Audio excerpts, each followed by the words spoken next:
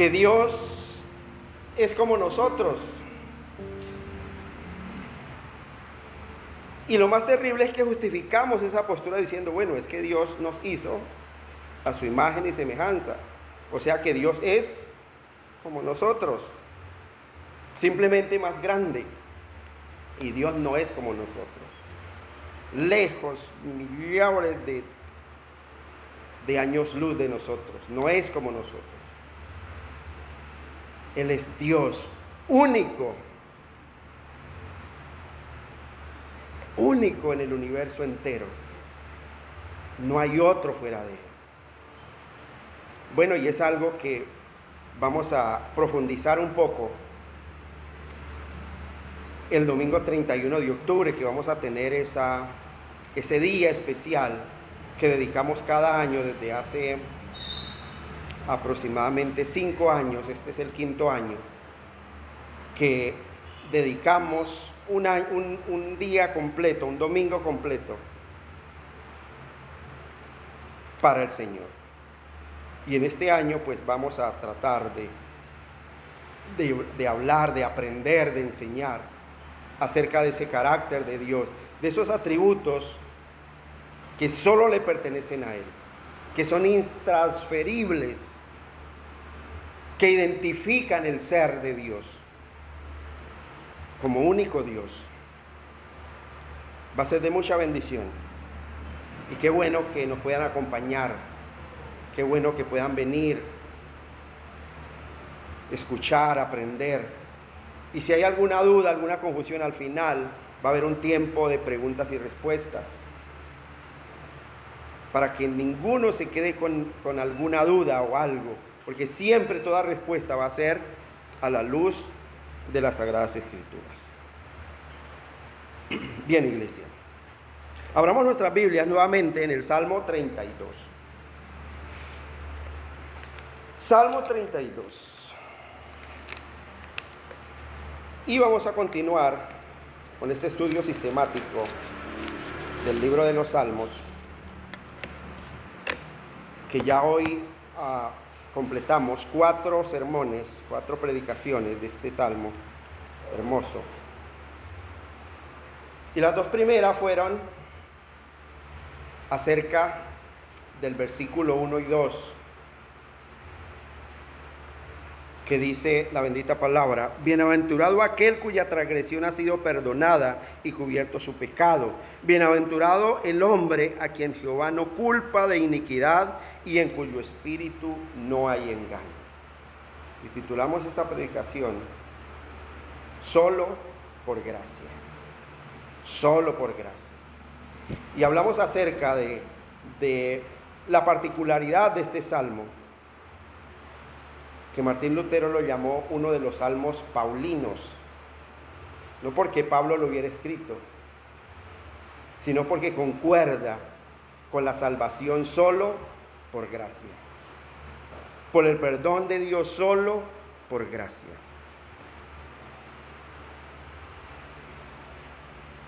Y el tercer sermón, que fue del versículo 3 y 4,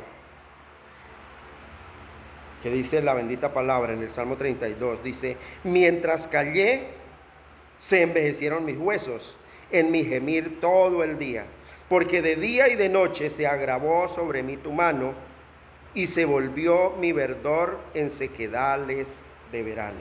Versículo 3 al 5. Mi pecado te declaré, y no encubrí mi iniquidad. Dije: confesaré mis transgresiones a Jehová, y tú perdonaste la maldad de mi pecado. Y ahí titulamos el sermón de la semana anterior: la paga del pecado. Todo el daño que un pecado que queremos cubrir con nuestra propia vana sabiduría, o que queremos justificar, todo el daño que hace ese pecado en el creyente, en el Hijo de Dios. La paga del pecado, que destruye, que daña, que mata. Y hoy vamos a continuar con ese estudio y vamos a estudiar 2 versos más y es el versículo 6 y 7. Y dice así la bendita palabra de Dios. Dice: por esto orará a ti todo santo en el tiempo en que pueda ser hallado. Ciertamente, en la inundación de las muchas aguas no llegarán hasta él. Tú eres mi refugio, me guardarás de la angustia, con cánticos de liberación me rodearás. Y he titulado el sermón de hoy, la predicación de hoy: solo el santo tiene motivos para orar. Miren lo interesante, iglesia. Solo el santo de Dios tiene motivos para orar. Y miremos cómo inicia este texto en el verso 6. Dice: por esto orará a ti todo santo en el tiempo en que pueda ser hallado. Por esto. ¿A qué se refiere aquí el salmista cuando dice por esto? ¿Por qué ora a Dios todo santo? Según el texto que hemos leído, ora ¿por qué? Por su pecado.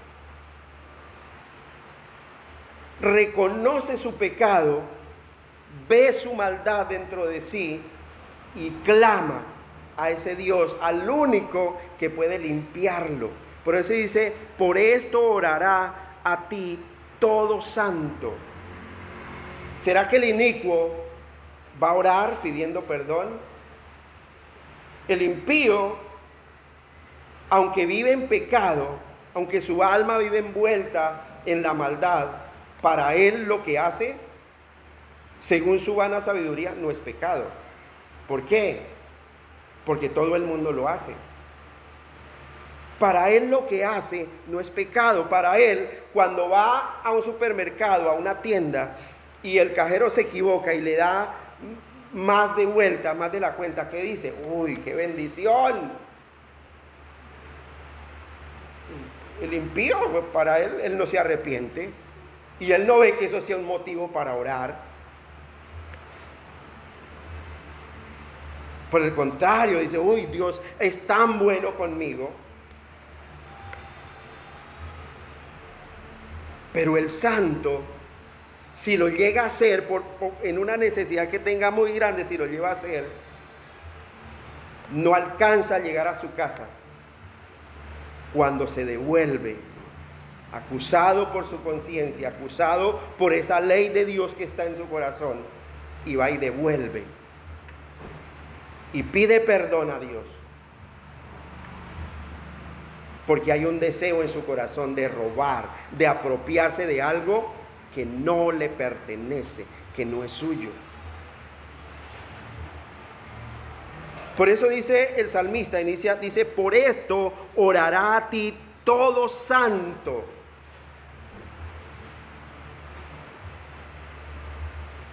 Dios nos escogió desde antes de la fundación del mundo, ¿para qué? Para ser santos delante de Él, para ser santos y sin mancha delante de Él, para ser un pueblo santo en su presencia. Y ese pueblo santo es el que debe orar sin cesar, el que debe orar continuamente, el que debe orar en todo tiempo, con toda oración y súplica en el Espíritu, con acción de gracias.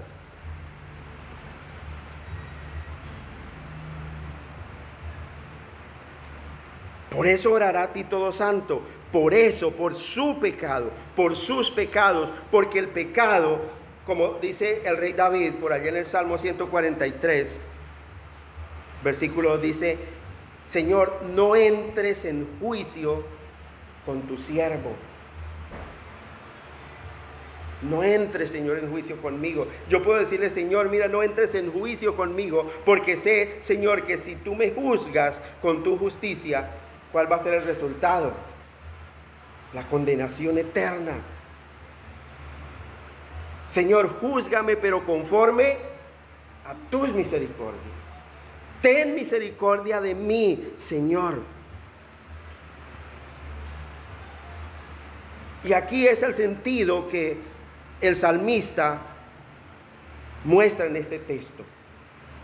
El inicuo no ora.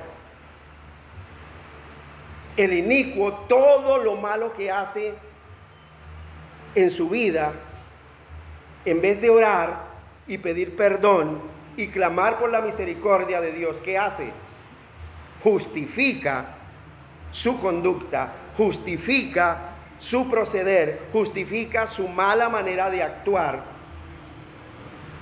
diciendo: Señor, es que me obligaron a hacerlo, me vi obligado a hacerlo por las circunstancias. Señor, es que el medio en el que yo vivo, Señor, yo no puedo actuar de otra forma porque es imposible.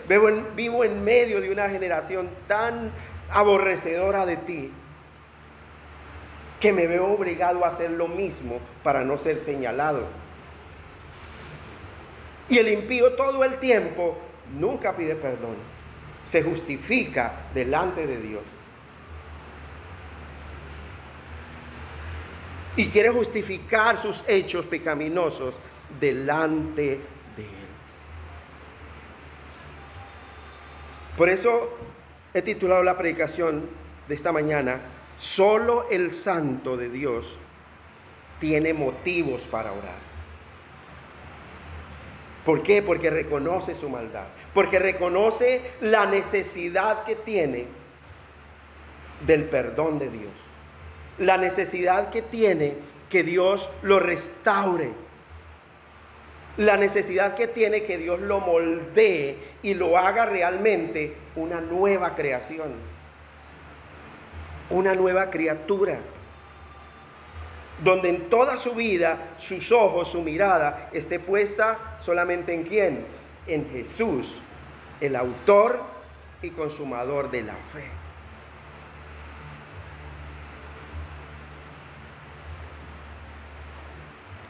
Todo el tiempo la oración del santo de Dios, del escogido de Dios, va dirigida a ese Dios santo para que ese perdón sea renovado, para que esa misericordia sea nueva. Recuerden que la Escritura dice que las misericordias de Dios son nuevas cada mañana. La gracia y la misericordia de Dios no es acumulable. Yo debo venir a sus pies día tras día, suplicando su perdón, que ese perdón sea renovado, que esa misericordia sea nueva para mí, para que esa gracia sea incrementada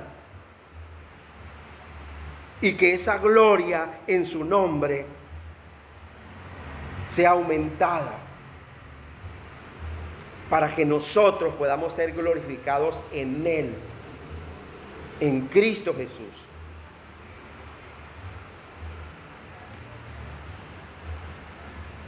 Un hijo de Dios, un santo de Dios, nunca puede decir que no tiene pecado. Nosotros le escuchamos decir que no pecan o que no tiene pecado. ¿A quiénes? Al que no tiene ningún conocimiento de Dios, al incrédulo,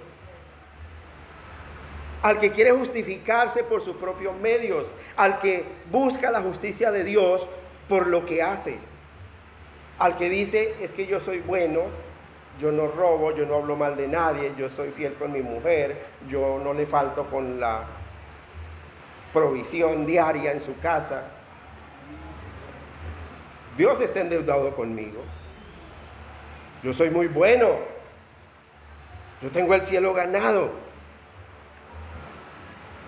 Es una seña y es una muestra, una evidencia de que no es un hijo de Dios, que no es un santo de Dios, que no ha entendido quién es Dios, no ha entendido la santidad de Dios y que Dios demanda santidad de nosotros.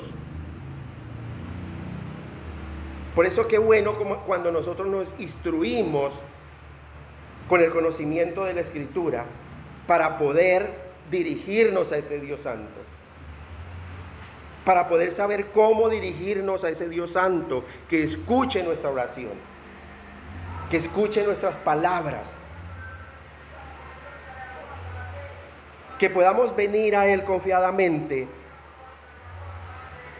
día tras día, allá en lo secreto de nuestra morada, en lo secreto de nuestra casa, orar a ese Padre que está en secreto, y ese Padre que ve en secreto, en lo secreto, evidencie en nosotros el tiempo que apartamos para estar en comunión con Él. Por eso la necesidad del ser humano de orar. Por eso el mismo Cristo separa un capítulo entero del Evangelio de Lucas para enseñarnos acerca de ¿qué? De la necesidad de orar siempre y no desmayar. Porque es fácil empezar a hacer propósitos. Y ahorita que se nos avecina nuevamente el fin de año, empieza toda la gente agorera a hacer propósitos. Y de eso no se escapa el pueblo cristiano.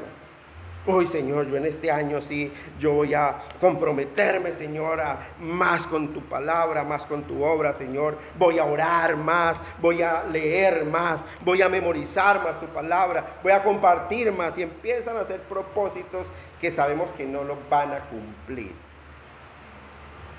¿Por qué? Porque el espíritu a la verdad está dispuesto. Y puede que lo diga hasta con sinceridad. Pero la carne es débil. Cuando llega el momento de levantarse a las 4 de la mañana, ¿qué sucede? Señor, yo como que hoy está haciendo mucho frío y está lloviendo tan rico, Señor, y anoche me acosté tan tarde, yo como que empiezo mañana, Señor. Y empezamos a excusarnos delante de Dios. Señor, es que ya llevo una semana orando, Señor, y yo veo que como que es que el sueño me pone, Señor, y no, yo prefiero no volver a orar porque es que para qué me levanto si al fin y al cabo yo me duermo en la oración. Estamos en esta carne y claro que va a suceder, pero debe sobreponerse a la debilidad de su carne. Y es por eso que debe orar a Dios todo santo. Por eso dice el verso 6, por esto orará a ti todo santo. Por esa debilidad, por ese pecado. Señor, aparta de mí todo sueño, quita la pesadez de mis ojos, Señor. Orar. Señor, permite que yo no pueda ver, Señor, que si yo me aparto a leer tu palabra, a escudriñar tu palabra, que no vea, Señor, ese tiempo como un tiempo perdido, como un tiempo desperdiciado, Señor, sino como uno de los mejores tiempos que pueda tener en mi vida. Tiempo de instruirme en tu conocimiento. Tiempo de venir ante tu presencia. Y ese es el motivo que tiene todo santo para orar delante de Dios. Porque reconoce su maldad, porque reconoce su pecado. El impío, ¿cuál es la palabra del impío? No es pecado porque la voz del pueblo es la voz de Dios. Y si el pueblo normalmente hace lo que hace, bueno, pues yo también lo hago. Porque si lo hacen es porque no es malo. Pero es que el mundo siempre está en enemistad con Dios. Todo el tiempo. Y es ahí donde debe fluir el conocimiento que hay en el corazón de cada hijo de Dios. Como decía el profeta Jeremías, que tú no te conviertas a ellos, sino que ellos se conviertan a ti.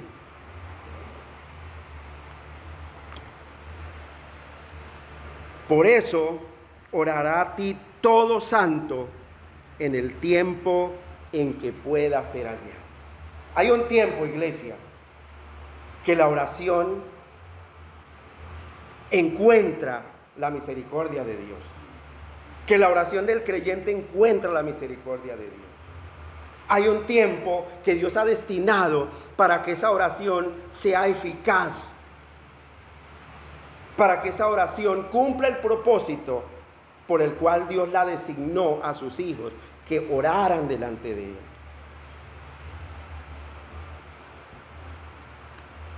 Pero más allá de ese tiempo que Dios ha señalado, ya esa oración no sirve de nada.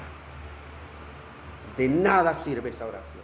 Bueno, ustedes dirán, bueno, pero ¿cuál es ese tiempo? Si la Biblia dice que oremos en todo tiempo, que si la Biblia me ordena que ore sin cesar, entonces ¿cuál es ese tiempo en que ya la oración no sirve? El salmista está diciendo aquí: por esto orará a ti todo santo en el tiempo en que puedas ser hallado. Si el salmista está diciendo que hay un tiempo en que esa oración va a hallar a Dios, va a hallar la misericordia de Dios, es porque hay un tiempo donde esa oración ya no sirve. Es un tiempo en que esa oración ya no va a llegar a la misericordia de Dios. ¿Cuál es ese tiempo?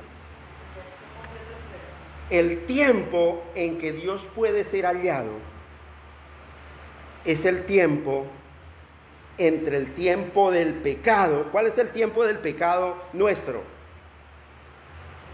¿En qué tiempo pecamos nosotros? Todos los días. En ese tiempo puede ser hallado. ¿Y cuál es el tiempo después que ya no puede ser hallado? Mire, el tiempo en que puede ser hallado es el tiempo del pecado hasta el día del castigo o del juicio de esa persona. Hay un ejemplo muy bonito en la Escritura que ilustra. ¿Cuál es ese ejemplo? El ejemplo del rico y Lázaro. El rico oró en el tiempo en que ya no podía ser hallada la misericordia de Dios. Ya no hay nada que hacer. Y dice la Escritura que el rico en el Hades, en el infierno, alzaba sus manos y oraba. ¿Halló la misericordia de Dios? No la halló. Hay muchas personas tan cómodas que dicen: yo en el último momento me arrepiento. Es que Dios es tan bueno. Es que como Dios es amor. Es como Dios es tan tierno. Dios no es fuego consumidor. Dios no es ira. No, ¿cómo se le ocurre? Ese Dios no es el Dios de la Biblia. Un Dios que es vengativo. No, ese Dios no es. Mi Dios es amor. Y empiezan como a fragmentar el nombre de Dios a causa de su desconocimiento. Dicen: es que Dios es más amor que fuego consumidor. Bueno, sí, por ahí dice, pero es más amor. No. La Biblia, cuando habla y habla y se refiere al carácter de Dios, al ser de Dios, dice: Dios es amor, Dios es celoso, Dios es fuego consumidor, Dios está airado. Eso forma parte de la simplicidad de Dios, que Él es sus atributos, que Él es sus atributos. Y es lo que la gente desconoce. Y hay un tiempo que Dios ha designado para que nosotros, los santos de Dios, sus hijos, sus escogidos, clamemos a Él. Y es en vida.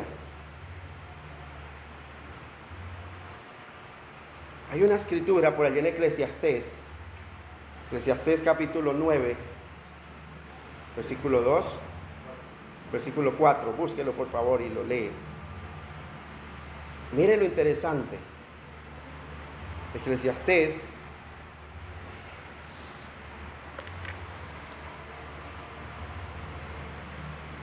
capítulo 9, versículo 4.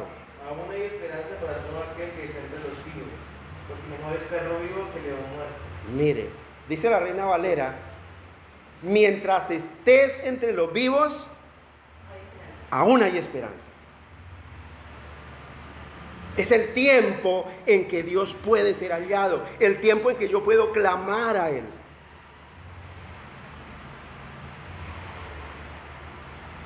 Mejor es un perro vivo que un león muerto. Mejor es alguien en la más tremenda bancarrota espiritual, reconociendo su necesidad de Dios todo el tiempo, afligiéndose y suplicando el perdón de Dios todo el tiempo, que un soberbio que se justificó en su buena moralidad o en su buena conducta, que murió en su propia sabiduría.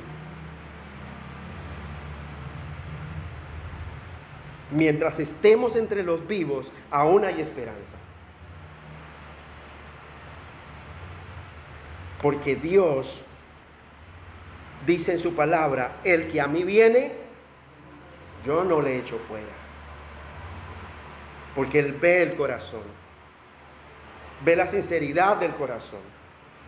Por eso dice el texto del verso 6, por esto orará a ti todo santo en el tiempo en que pueda ser hallado. Ya después de muerto usted no hay misa que valga, no hay ceremonia que valga. Usted escucha a la iglesia tradicional diciendo, dando sermones, diciendo, es que la iglesia nos ha dado poder para que cada día saquemos almas del purgatorio, almas del infierno. Es un tiempo en que la misericordia de Dios ya no es hallada. Porque ya se produjo una sentencia, un juicio. No es igual como el juicio que pronuncia un juez aquí en la tierra. Hay un tiempo de una audiencia y un tiempo de defenderse, pero ese juez terrenal produce una sentencia. Pero aquí en la tierra, el sentenciado, ¿qué puede hacer? Puede apelar. Con Dios es igual, no hay apelación. Ahí no hay apelación.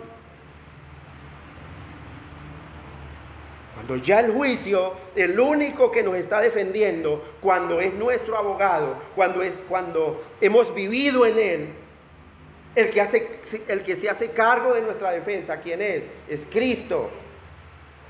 Y Él es el que pelea por nosotros. Y Él es quien nos libra de esa sentencia de muerte. Pero si ese juicio ya es condenatorio, no hay apelación que valga. Ninguno de los que quedan entre los vivos puede orar y clamarle a Dios por misericordia de un condenado.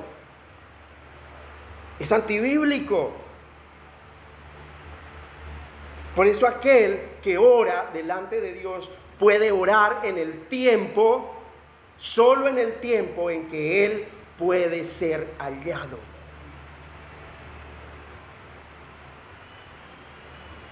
Y es este tiempo, iglesia. El tiempo en que estamos aquí respirando. El tiempo en que estamos vivos. El tiempo en que estamos triunfando. El tiempo en que estamos en derrota. El tiempo en que estamos arruinados. El tiempo en que estamos tristes. El tiempo en que estamos enojados. El tiempo en que estamos gozosos. El tiempo en que hay rabia en nuestro corazón. Pero que estamos vivos. Que aún hay hálito de vida en nuestra nariz, como dijo el santo Job. Mientras haya hálito de vida en mis narices, no dejaré mi integridad. Porque yo sé que mi Redentor vive y Él me levantará aún del polvo. Mire, iglesia, el pueblo dice el profeta Daniel, el pueblo que conoce a su Dios es un pueblo que va a ser fuerte, porque saben que Dios ha creído. Por eso orará a ti todo santo en el tiempo en que pueda ser hallado. En ese tiempo, la misericordia tiene la palabra, tiene el poder de obrar, de llegar, y Dios puede ser hallado. Clama a mí y yo te responderé, y te mostraré cosas grandes y ocultas que no conoces.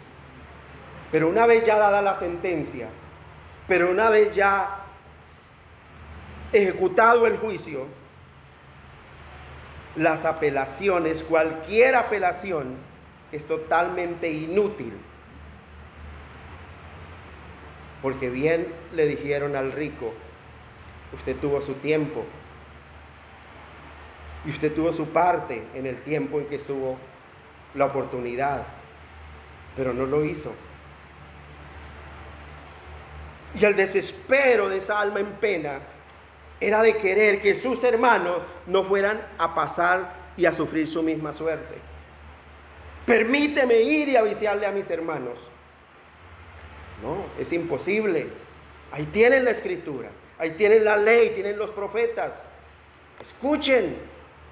No, Señor, pero es que si alguien se levanta de los muertos y va y les dice, de pronto pueden creer. Si no le creen a la palabra, no le van a creer a nadie.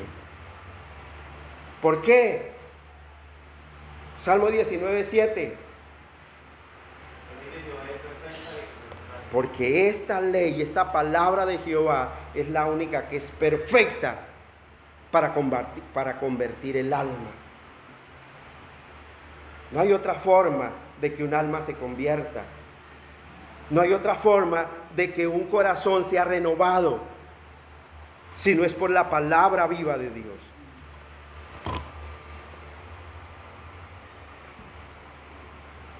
Mire, iglesia, una vez pronunciada la sentencia, toda apelación es inútil,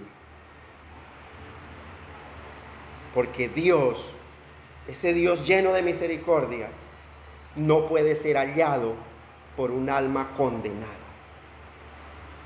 El alma condenada no halla ya la misericordia de Dios. El alma condenada está bajo la ira de ese Dios santo, santo, santo. Muchos de nosotros nos dormimos en los laureles y dejamos pasar el tiempo. Yo todavía como que no oro, yo soy muy joven como para perder mi tiempo, desperdiciar mi tiempo orando. Yo como que no quiero escudriñar, yo como que no quiero meterme así como ser tan lambeladrillo. Claro, somos jóvenes, pero nuestra vida, dice la Escritura, es como la hierba que ayer nació y hoy ya se secó. Es como la neblina que está en un momento y desaparece. No sea que nos ocurra lo del granjero insensato, que después de tener una cosecha tan grande, empezó a decir y a hacer planes sin tener en cuenta a Dios, la soberanía de Dios.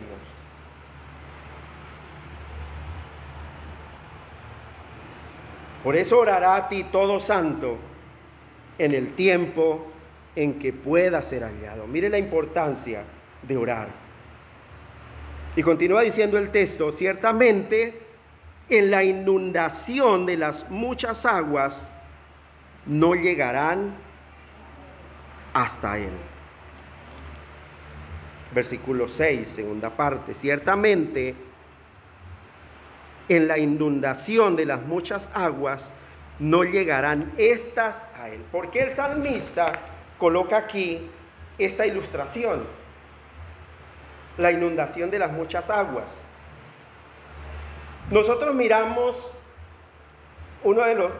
Hay dos grandes desastres naturales que suceden en el mundo, que son los incendios y las inundaciones. Son los desastres más destructivos que puedan haber. Cuando se incendia un bosque, es terrible. Cuando se incendia un barrio, una ciudad, es terrible. Pero el fuego se puede apagar, aún esté en lo más ardiente de su fogosidad. Pero cuando el agua se desenfrena, cuando el agua se desborda, no hay poder humano que la pueda detener, que la pueda controlar. Cuando se desborda una represa, ¿hay poder humano que pueda salvar lo que hay delante?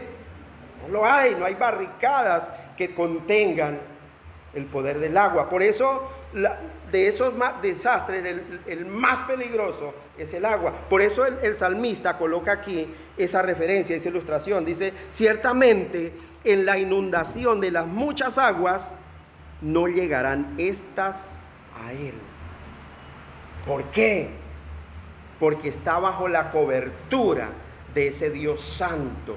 Porque por eso él está clamando a Dios en el tiempo en que puede ser hallado.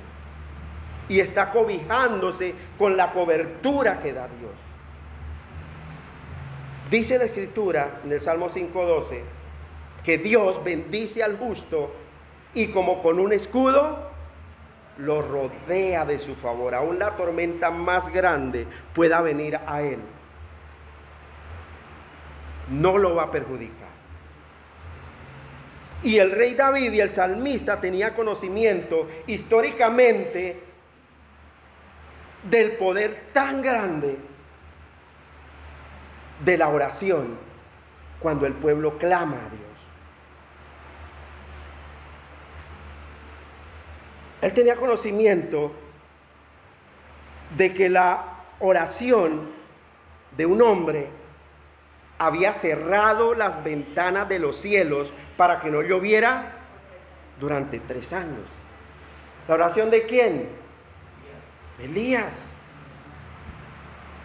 Y que por la oración de ese varón también volviera nuevamente los cielos a abrir sus puertas y dar la lluvia nuevamente a la tierra. Él tenía conocimiento del poder de la oración históricamente. ¿Tiene usted ese mismo conocimiento? ¿Tiene usted esa misma confianza cuando dobla sus rodillas y ora a ese Dios todopoderoso? ¿Tiene usted esa certeza de que cuando usted se acerca a Dios, cree lo que Él es? Un Dios todopoderoso, un Dios que todo lo sabe, que todo lo conoce. ¿O está orando a un Dios por si acaso de pronto Él puede? Señor, ¿será que usted puede ayudarme en esta cuestión, Señor? Algo bien interesante es que aquí en el versículo 5 del Salmo 32, cuando David clama a Dios, dice, Señor, por eso confesé mi pecado. Él no dice para ver si perdonas mi iniquidad. ¿Cómo dice el salmista? Y tú perdonaste. Y tú perdonaste, dice la Escritura, la maldad de mi pecado. Tenía esa certeza. Señor, yo voy a orar, es que mi pecado, Señor, es tan grande que no sé, Señor, si tenga perdón, si tú puedas perdonar. Hay una ignorancia en el ser, en el creyente, en el ser humano, de la omnipotencia de Dios.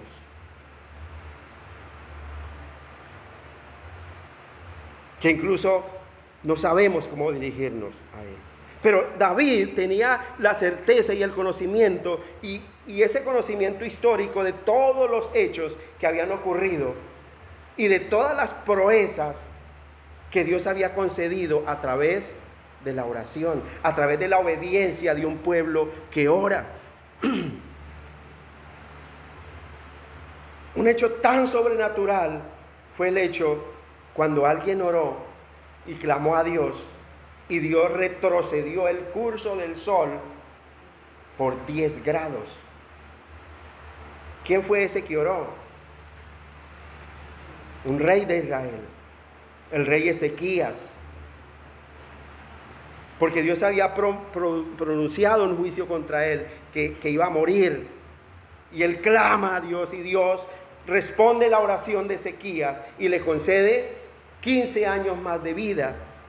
Y le dice que le va a mostrar en una señal que su sentencia era verdadera. Y que la señal que vería era que el sol iba a retroceder 10 grados en su curso. Eso lo hizo la oración de un varón de Dios. No hayan justificado. No hayan justificación. Porque es que nosotros no andamos por vista. Nosotros no andamos comprobando las cosas. Dice la Escritura, el justo por la fe vivirá. El justo por la fe vivirá. Y fe es esa certeza que tenemos en ese Dios vivo, en ese Dios viviente.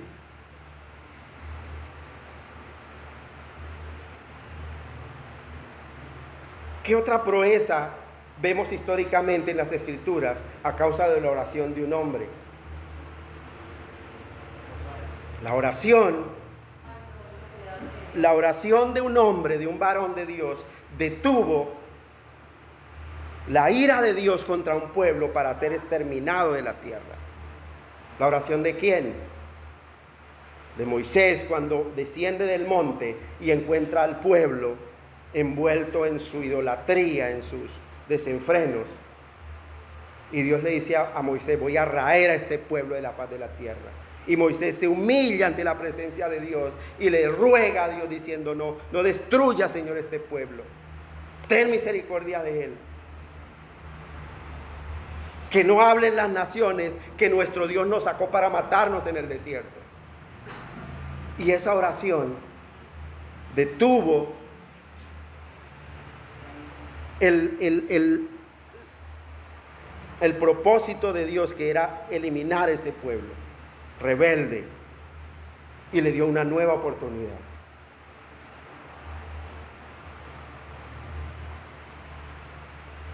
Otro ejemplo de la oración.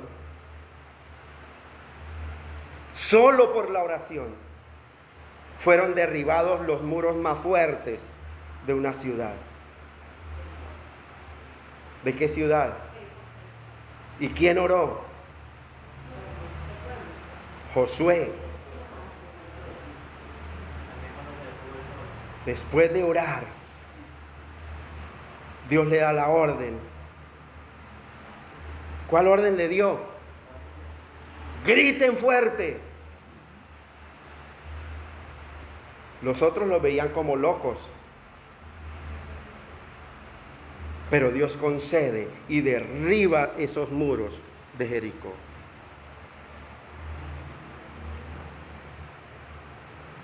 ¿Cree usted en el poder de la oración?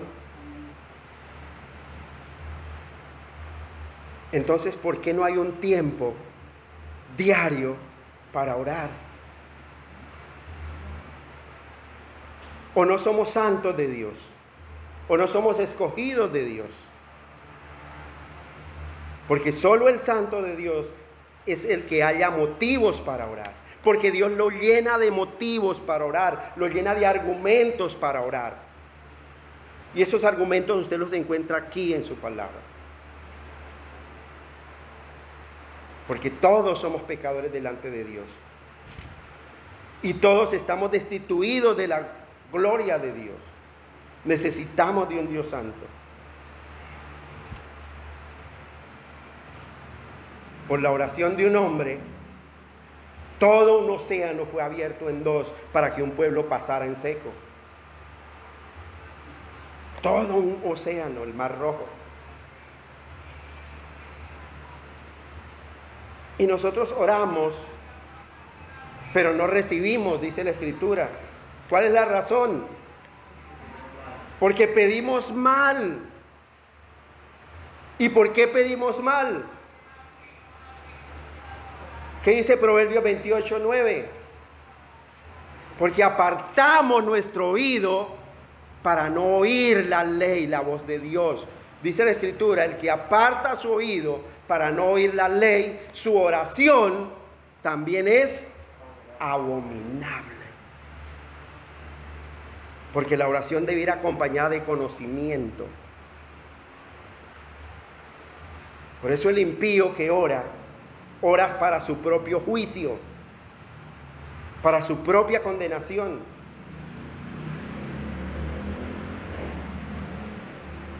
Porque no puede orar si no hay un conocimiento del Dios al que le ora.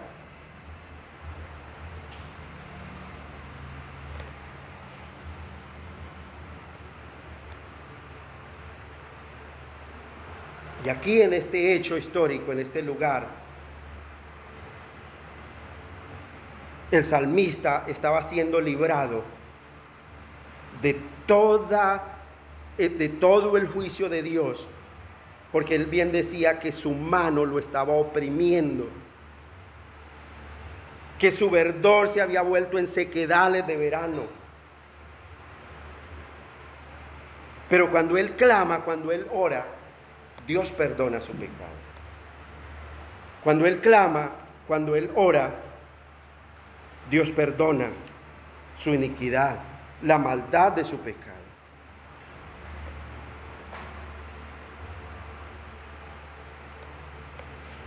Busque a Dios en el tiempo en que pueda ser hallado. No sea que ya sea demasiado tarde cuando usted entre en sí y quiera recapacitar y quiera entregar su vida a Dios. Nosotros no sabemos de qué muerte vamos a morir.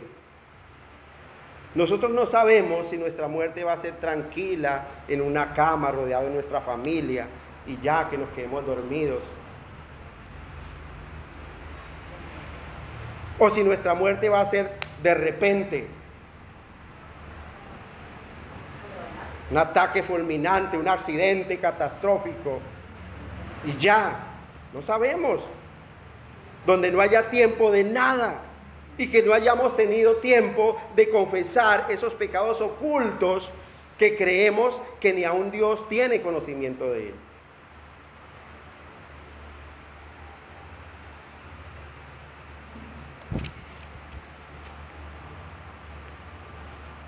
Por eso, orará a ti todo santo en el tiempo en que pueda ser hallado. Ciertamente, en la inundación de las muchas aguas, no llegarán estas a él.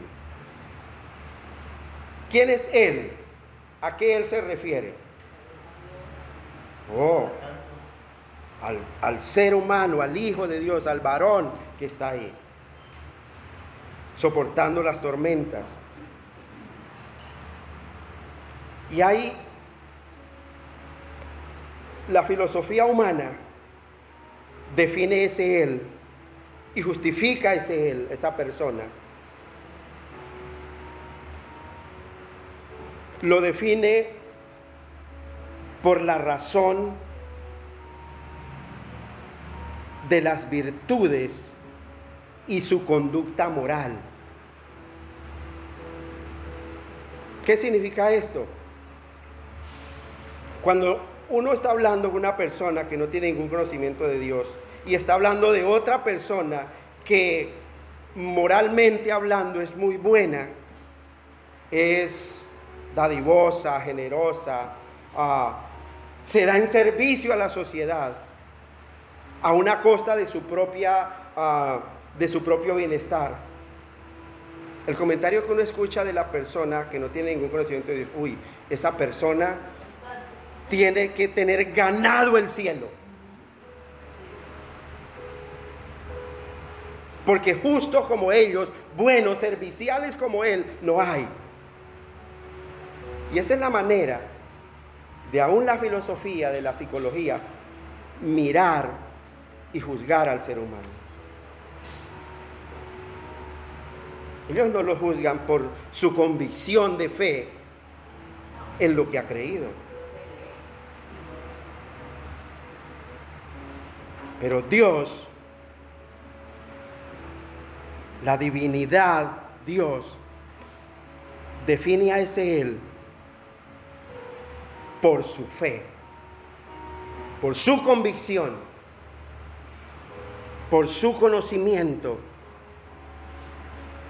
y por esa fe que obra en Él en conjunción con la persona de Cristo. Porque todo lo que hace busca siempre la gloria de un Dios santo, santo, santo. El mundo, ¿cómo lo ve a Él? Como alguien fanático, egoísta, y que muy probablemente lo que tiene ganado es el infierno.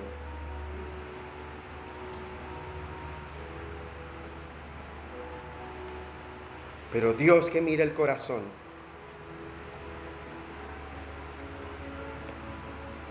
no podemos engañar a ese Dios.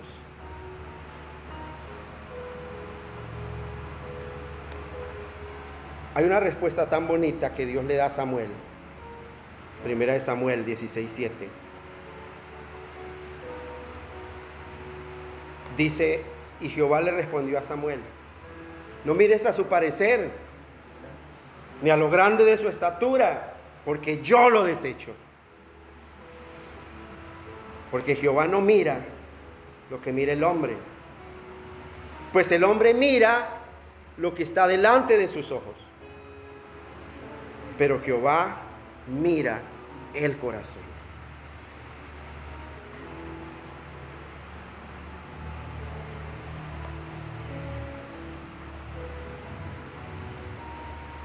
Por eso orará a ti todo santo en el tiempo en que puede ser hallado. Hay un tiempo, iglesia, no olviden esa parte. Hay un tiempo en que Dios puede ser hallado. Pero hay un tiempo en que ya no vale ninguna apelación. Y la misericordia de Dios no puede ser hallada por el alma condenada.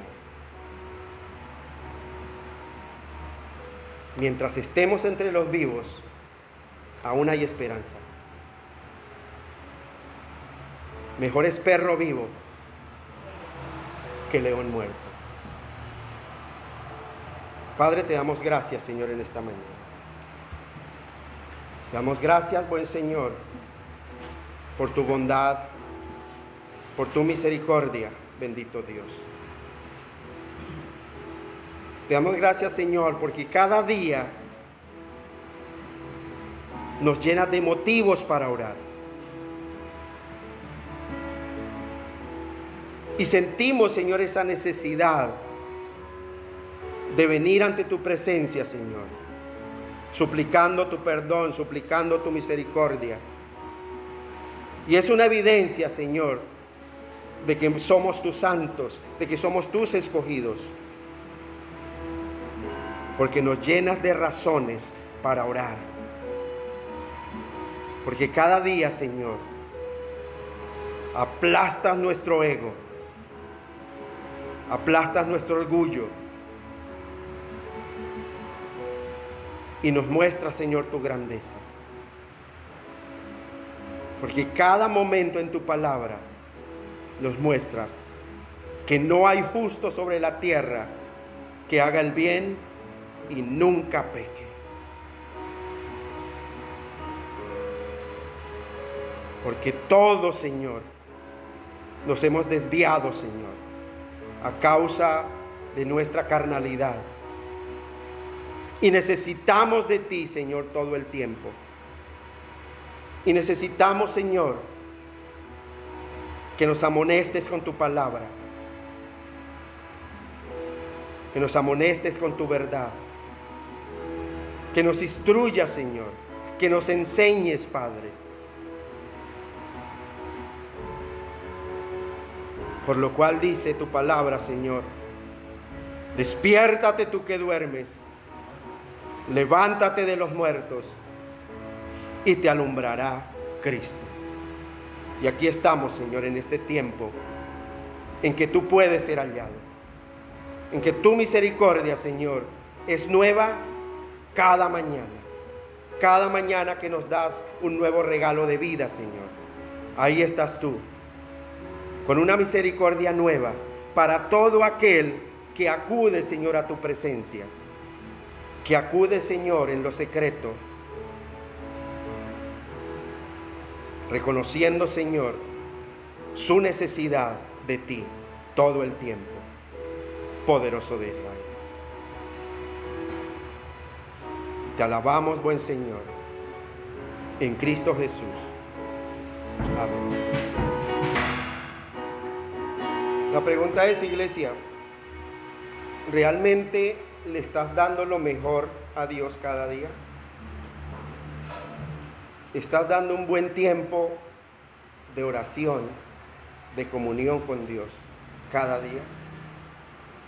¿Realmente lo que cantamos concuerda con lo que hacemos? Es la pregunta. ¿Hay obediencia en nuestro corazón para someternos a la voluntad de Dios? De orar sin cesar, de orar en todo tiempo, con toda oración y súplica en el Espíritu, de aprender acerca de la necesidad de orar siempre y no desmayar. Recuerde, solo el santo tiene motivos para orar. El impío no, porque para él todo es bueno, todo es normal, pero el santo reconoce su pecado, clama a Dios por su misericordia y Dios perdona su pecado. Dios lo continúe bendiciendo, iglesia. Nos vemos el próximo domingo y el próximo jueves a las 6:30. Clama a Dios en el tiempo en que pueda ser hallado.